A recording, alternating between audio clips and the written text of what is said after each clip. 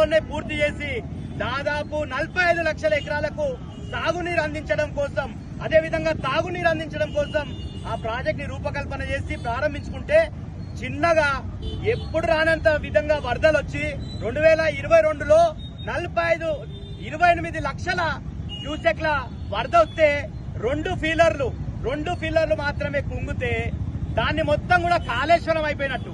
ఈరోజు కాళేశ్వర కమిషన్ అంటే కేవలం ఒక బ్యారేజ్ కాదు, 3 బ్యారేజ్లు, 15 రిజర్వాయర్లు, 19 సబ్స్టేషన్లు, 21 పంప్ హౌజులు, 203 కిలోమీటర్ల టనల్స్, 1531 కిలోమీటర్ల గ్రావిటీ కెనాల్స్, 140 టీఎంసీల కెపాసిటీ ఉన్నటువంటి రిజర్వాయర్లు, అదేవిధంగా 240 టీఎంసీల సామర్థ్యం ఉన్నటువంటి ప్రాజెక్ట్ మొత్తం కూడా వినియోగంలోకి వస్తుంది.